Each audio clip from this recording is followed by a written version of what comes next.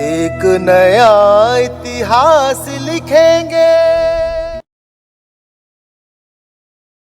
नमस्कार मित्रांनो, हे आहे लोकजागर इंडिया आणि मी आहे डॉक्टर अशोक राणा. आपण भूतांच्या भेटीगाठी या उपक्रमाच्या अंतर्गत अनेक ठिकाणं पाहिली आणि विशेषतः त्या ठिकाणी जी भूताच्या संकल्पना आहेत त्याबद्दलची माहिती पाहिली. आज मी आहे लातूरला. लातूर हे जे गाव आहे अतिशय ऐतिहासिक गाव आहे. त्याचं जुनं नाव लत्तलूर आहे. आज एका ठिकाणी मला इथला शिलालेख पाहायला मिळाला आणि ज्या ठिकाणी मी आलो आहे ते सिद्धेश्वर मंदिर आहे. या मंदिरात एक देवनागरी लिपीतला शिलालेख आहे. पण आज आपण ज्या विषयावर चर्चा करत आहोत तो विषय आहे सटवी. म्हणून सटवीची एक मूर्ती या ठिकाणी मला पाहायला मिळाली. तिला सटवी म्हणतात, सटवाई म्हणतात. आणि पुरातत्वशास्त्राचे जे अभ्यासक आहेत, विशेषतः मूर्तीशास्त्राचे अभ्यासक आहे, तिला पत्रलेखिका म्हणतात. तर ही आहे पत्रलेखिका. आणि पत्रलेखिकाच्या मूर्त्या बहुतेक मंदिरांवर, शिवमंदिरावर असतात प्रामुख्याने आणि वेदगींवर असतात. पण त्या अशा असतात की ती वाकलेली आहे आणि वर तिने कागद धरलेला आहे किंवा लिहायचं जे ठिकाण असेल, पाठी असेल, आणि त्यावरती लिहिते. पण ही पत्रलेखिका थोडी वेगळी आहे. तिच्या उजव्या हातात लेखणी आहे आणि डाव्या हातात कागद आहे. ते तिला जे लिहायचं आहे ते जागा आहे. ते अगदी वेगळ्या प्रकारची ही पत्रलेखिका आहे. अशीच एक पत्रलेखिका परांडा जो तालुका आहे लातूर जिल्ह्याचा, तिथे एक माणकेश्वर मंदिर आहे. तर माणकेश्वर मंदिरात अशाच प्रकारची एक पत्रलेखिका आहे आणि तिथे एक सटवाईचं मंदिर आहे.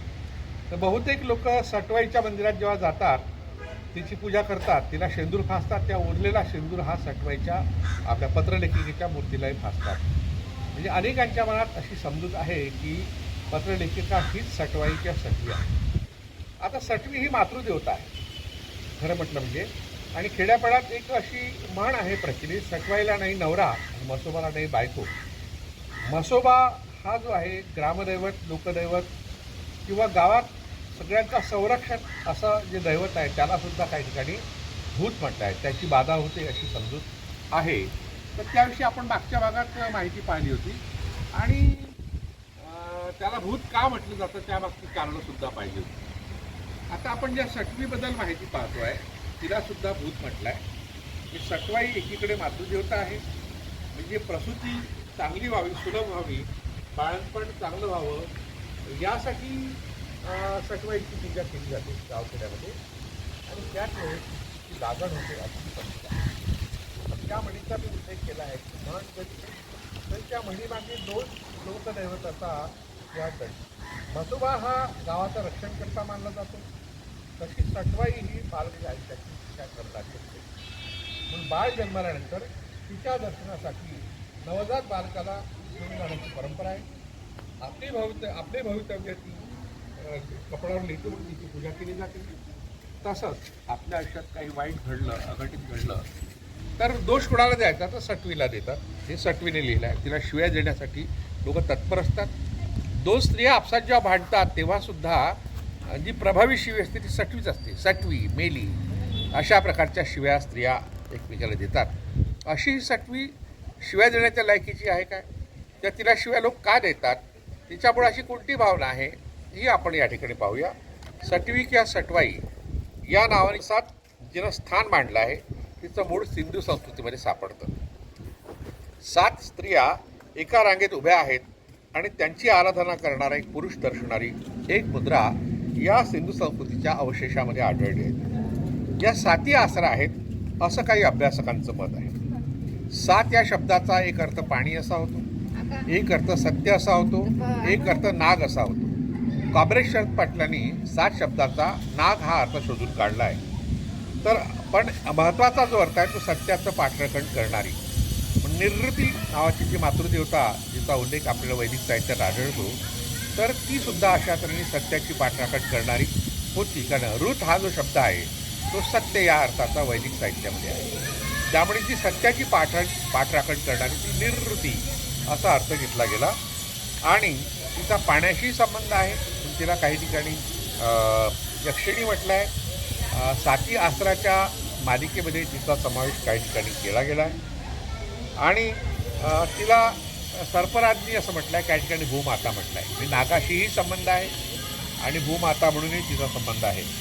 तर अशी ही मातृदेवता प्राचीन काळात सर्पराज्ञी ओळखली गेली आणि तिला असुरांची लक्ष्मी असं वैदिकांनी म्हटलं. तिला हिणवलं गेलं आहे खरं म्हटलं म्हणजे, आणि ती बालभक्षक देवता म्हणूनही पुढच्या काळात पुराणिकांनी तिचं रंगवलं आहे मत. पण अलक्ष्मी हे नाव तिचं जे पडलं त्यामागे एक उद्देश होता त्यांचा, की लक्ष्मी नावाची एक देवता त्यांनी तयार केली वैदिकांनी आणि तिचं महत्त्व वाढलं तेव्हा ही जी निर्वृत्ती आहे लक्ष्मीचं मूळ असलेली तिला त्यांनी अलक्ष्मी म्हटलं. आता लक्ष्म शब्द या ठिकाणी आलेला आहे. लक्ष्माचा अर्थ होतो चिन्ह. हे चिन्ह कशाचं आहे? ऐश्वर्याचं आहे, समृद्धीचं आहे, श्रीमंतीचं आहे. घरात पीक आल्यावर जो आनंद शेतकऱ्याला होतो त्याचाही अर्थ अशा तऱ्हेने लक्ष्मी होतो. लक्ष्मीपूजन जे केलं जातं ते त्यामागे हा आहे. आपण असं पाहिलं की लक्ष्मी हा शब्द शेतकऱ्यांच्या दृष्टीने घरात पीक आल्यानंतर झालेल्या आनंदाचा तो शब्द आहे आणि लक्ष्मीपूजन यासाठी केलं जातं. अश्विनी अमावस्या हा जो दिवस आहे तो निवृत्ती अमावस्या म्हणून प्रसिद्ध आहे आणि ती निवृत्ती जी आहे पुढल्या काळात सटवी म्हणून प्रसिद्ध झाली. 6व्या दिवसाची देवता असं काही लोकांनी तिला म्हटलं आहे किंवा 7व्या दिवसाची देवता असंही म्हटलं आहे. पण मुळात तो सटवी शब्द जो आहे तो षष्ठी या शब्दापासून आला. षष्ठी या शब्दाचा अर्थ होतो 6वी. याचा अर्थ 6व्या दिवसाची देवता म्हणजे बाळ जन्मल्यानंतर 6व्या दिवशी त्याचं जे नामकरण होतं तेव्हा त्या देवतेचं पूजन केलं जातं. सटवीचं एक महत्त्व आहे. तिला वैदिकांनी राका, सिरीवाली, अमावस्या या नावाने तिला संबोधलं आहे. तर तिचं पुढचं रूप श्री आणि श्रीच्या मुळाशी सिरिमा हा शब्द आहे. पाली ग्रंथांमध्ये सिरिमा हा शब्द आहे. सिरीन म्हणजे शेतकरी लोक, कष्टकरी लोक आणि त्यांची मातृदेवता म्हणजे सिरिमा. अशा तऱ्हेने सिरिमा ह्या मातृदेवतेपासून सटवी ह्या मातृदेवतेची निर्मिती झाली आणि तिचं जे ज्येष्ठा नाव होतं आणि एक नाव तिचं ज्येष्ठा म्हणून सांगितलं जातं. ज्येष्ठा म्हणजे सर्वात मोठी. आपण ज्या महालक्ष्म्या किंवा गौरी पूजन करतो तेव्हा ज्येष्ठा गौरी नावाचं तिचं एक रूप असतं आणि दुसरं कनिष्ठा असतं. तर ज्येष्ठा ही मूळ सटवी आहे आणि त्या ज्येष्ठेलाच पुढल्या काळात गणपतीचं मूळ रूप मानलं गेलं. इसवी सनाच्या पहिल्या शतकामध्ये तिचं पहिलं जे शिल्प सापडलं ते रायर नावाचं जे गाव आहे त्याचा काळ इसवी सनापूर्व पहिलं, इसवी सनानंतर तर पहिलं असा साधारणतः 200 वर्षाचा काळ अभ्यासकांनी ठरवला आहे. पुरातत्व संशोधक के एन पुरी यांनी त्या ठिकाणी उत्खनन केलं. त्या उत्खननातून आपण तिला सोड आहे हस्तिमुखा हे देखील एक वर्णन त्या मूर्तीचे विधान जे आहे ते आपल्याला आढळतं मूर्तीशास्त्राच्या पुस्तकामध्ये. पुढच्या काळात तिला विनायकी म्हटलं गेलं म्हणजे गणपतीचं स्त्रीरूप म्हटलं गेलं. पुणे जिल्ह्यात पुणे सोलापूर रस्त्यावर भुलेश्वर नावाचं एक मंदिर आहे यवत नावाच्या गावात. त्या ठिकाणी 3 मूर्त्या त्या आपल्याला अशा तऱ्हेने विनायकीच्या मूर्त्या सापडतात. त्या विनायकीला पुढे किंवा हारिती म्हटलं गेलं. बौद्धांनी तेव्हा तिला स्वीकारलं, जेव्हा स्वीकारलं तेव्हा तिला हारिती म्हटलं गेलं. आणि जनमानसामध्ये जीवती अमावस्या जी साजरी होते ती लहान मुलाला आरोग्य मिळावं, त्याचा प्राण वाचावा, त्याला दीर्घायुष्य लाभावं यासाठी तिला जरा जीवंतिका असतात. जरा म्हणजे म्हातारी. आपल्याकडे जरीमरी नावाच्या मातृदेवता बऱ्याच गावामध्ये चौकामध्ये आढळतात. ही जरी म्हणजेच ज्येष्ठावर तिचंच नाव सटवी आहे आणि तिची मंदिरं आहेत. कोकणात आहेत, मुंबईकडे आहेत, बऱ्याच ठिकाणी आहेत. आता कोल्हापूरच्या अंबाबाई मंदिरात आपण गेलो की आपल्या त्या बाजूला मंदिराच्या उजव्या बाजूला एक पत्रलेखिकेची मूर्ती आणि त्या पत्रलेखिकेच्या मूर्तीला खूपच सटवी आहे किंवा सटवी म्हणतात आणि बाळाला आरोग्य लाभावं म्हणून बाळा त्या ठिकाणी दर्शनावरती आणतात आणि तिला पाळणा अर्पण करतात, पाळण्याच्या प्रतिकृती अर्पण करतात. अशा तऱ्हेने पत्रलेखिकेलाच सटवाई म्हणून लोकांनी जनमानसात पूजलं आहे. आपण ज्या माणकेश्वर मंदिराचा उल्लेख केला त्याही ठिकाणी सटवाईचं मंदिर वेगळं आहे, पण जी पत्रलेखिका आहे तिलाही सटवाई मान्यता आहे. अशा मूर्त्या बऱ्याच ठिकाणी आहेत आणि त्या संबंधीच्या कथा किंवा मिथकं अशा तऱ्हेची तयार झाली. त्या मिथकांचा संबंध तसा या मातृदेवतेशी नाही आहे, पण जनमानसात तिची भीती निर्माण झाली. त्या भीतीच्या भावनेतून तिला बौद्ध ठरवलं गेलं, आपलं भूत ठरवलं गेलं. जैन, बौद्ध आणि हिंदू या तिन्ही धर्मावरील जी पूजनीय आहे तिला मात्र भूत म्हणून पाहिलं गेलं तिच्याकडे. म्हणजे आपल्याला आसरा लागल्या असं म्हणतात, तेही एक भूतबाधाचा प्रकार आहे. म्हसोबा लागला असंही म्हणतात.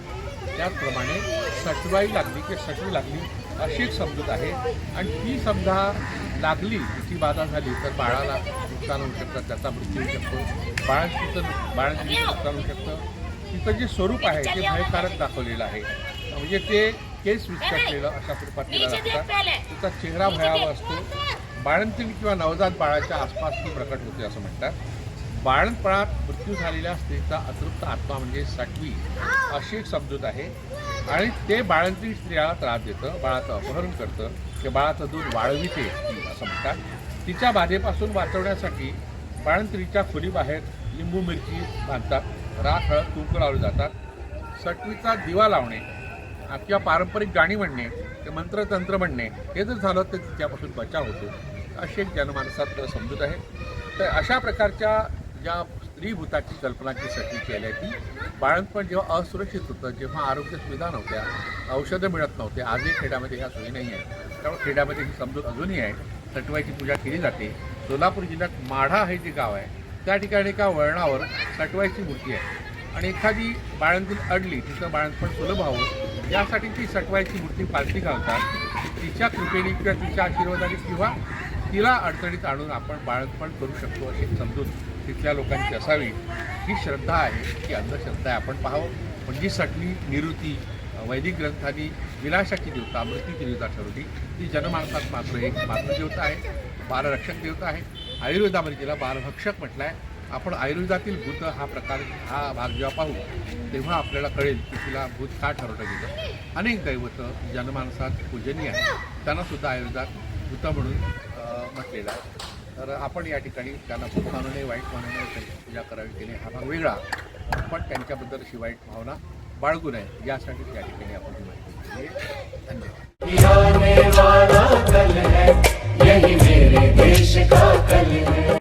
एक नया इतिहास लिखे